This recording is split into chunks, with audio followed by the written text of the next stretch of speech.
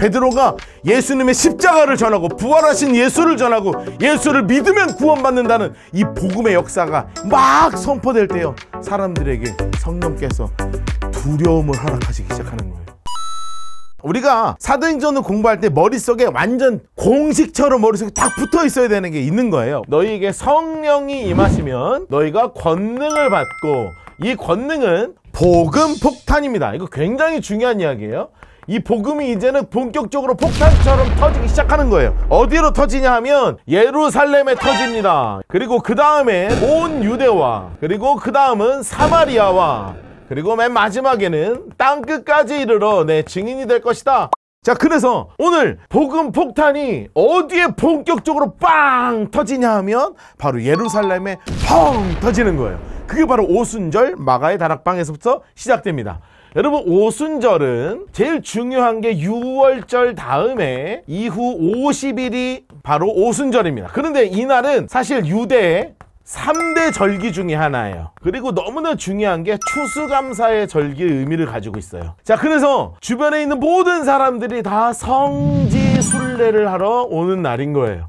하나님께서 성령 강림받은 그날 허락하신 것이 바로 무엇이었냐면 방언이었습니다. 성령이 너에게 임하시면서 그때 선물로 주셨던 가장 중요한 게 바로 방언이에요. 그런데 이 방언은 우리가 하고 있는 지금의 방언 기도와는 다르게 진짜 외국어였어요. 이 당시에 진짜 외국어였습니다. 여러분, 기도하다가 일본어가 뚫리는 거야. 막 기도하는데 중국어가 뚫려. 막 나도 말하는데 막 중국어가 나와. 내가 막 기도하는데 여러분, 영어 뚫리면 좋겠다. 막 방언을 영어 받으면 와 진짜 좋겠죠.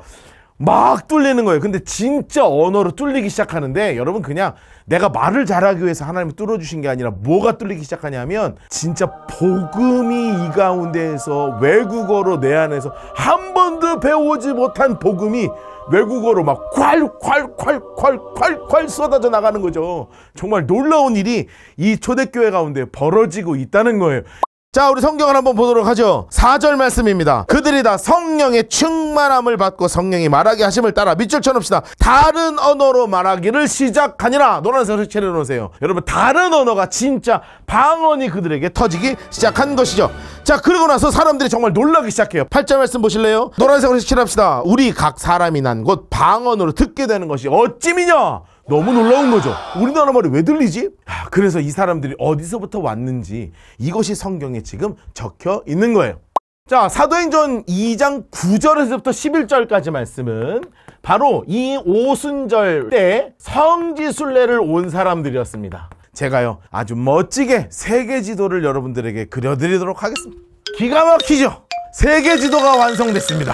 여기가 바로 예루살렘인 거예요. 자, 여기가 예루살렘입니다. 여기 전체 바로 페르시아 지역인 거예요. 자, 여기서부터 지금 성지순례를 오기 시작한 거죠. 갑바도기아, 본도, 아시아, 부르기아, 밤빌리아. 여러분, 이쪽은 어디 지역이냐면 바로 여기 소아시아, 지금으로 이야기하면 튀르키예죠. 이 튀르키예 지역에 있는 여러 지역의 사람들이 이곳으로 지금 성지순례를 온 것입니다.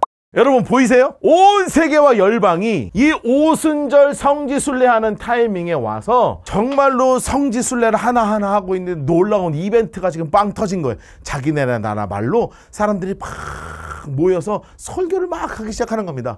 여러분, 14절을 읽어야 되는데 이게 굉장히 중요한 말씀입니다. 왜냐하면 우리가 이 14절부터는 우리가 보통 뭐라고 설명이 되어 있냐면 베드로의 설교다 이렇게 되어 있습니다. 근데 이것이 베드로의 설교가 아니에요. 베드로가 대표적으로 한 설교인 건 맞는데 어떤 상황인지를 한번 봐야 되는 거예요. 여러분, 지금 여기에 온 수없는 대륙에서 지금 막 모여 있잖아요, 사람들이. 그런데 제자들은 방언을 받았습니다. 그러니까 실제로 외국어를 하는 거예요. 그럼 예루살렘에 지금 그룹이 생기기 시작하는 거예요.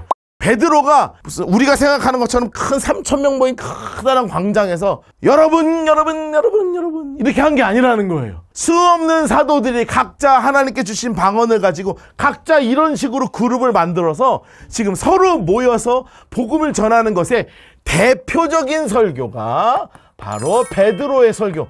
그러니 복음에 대해서 같은 이야기가 사도들에게서 놀랍게 선포되기 시작하는 역사의 현장이 바로 이 예루살렘에 떨어진 복음 폭탄의 현장인 것입니다. 베드로가 설교를 시작하면서 요엘서에서 하나님께서 약속하셨던 그 유명한 말씀, 자녀들은 예언할 것이요 청년들은 환상을 보고 아비들은 꿈을 꿀 것이라. 그 성령이 이 땅 가운데 임했습니다. 당신들이 그런데 예수를 죽였습니다. 그런데 그 예수를 믿으면 구원받습니다. 이 놀라운 복음이 담대하게 선포되기 시작하는 것이죠. 여러분, 그 대표적인 마지막 구절을 한번 보도록 하겠습니다. 36절 말씀 보도록 하죠. 36절. 그런즉 이스라엘 온 집은 확신이 알지니 노란색으로 색칠하세요. 너희가 십자가에 못 박은 이 예수를 하나님 색깔로 바꿔 색칠합시다. 하나님이 주와 그리스도가 되게 하셨느니라. 베드로가 예수님의 십자가를 전하고 부활하신 예수를 전하고 예수를 믿으면 구원받는다는 이 복음의 역사가 수없는 제자들과 함께 동시에 각자의 언어로 막 선포될 때요, 사람들에게 성령께서 두려움을 허락하시기 시작하는 거예요. 나 어떻게 해야 돼? 나 어떻게 해야 돼? 여러분, 베드로가 담대하게 선포하는 거예요. 회개하여 각각 예수의 이름으로 세례를 받고 죄사함을 받으라. 여러분, 이게 38절 말씀입니다. 그러면 너희에게 성령의 선물을 허락해 주실 것이다. 여러분, 이렇게 선언하면서 그 가운데 놀라운 역사가 벌어졌습니다. 41절 말씀 같이 한번 읽어보죠. 그들이 말씀을 받은 사람은 밑줄치 노란색으로 색칠합시다. 세례를 받으니 그 신도의 수가 몇 천이 되더라? 3천이 되더라. 여러분, 이 3,000명은 예루살렘에 사는 사람 3,000명이 아니라 이들이 바로 성지순례를 하는 바로 그 3,000명이었다는 거예요.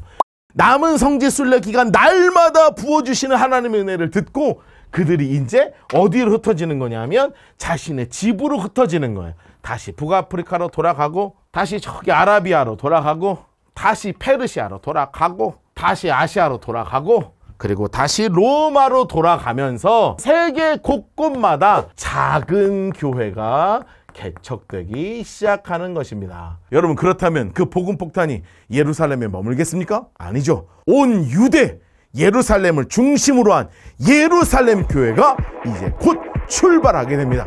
그것을 우리 다음 시간에 함께 공부하도록 하죠. 오늘은 여기까지.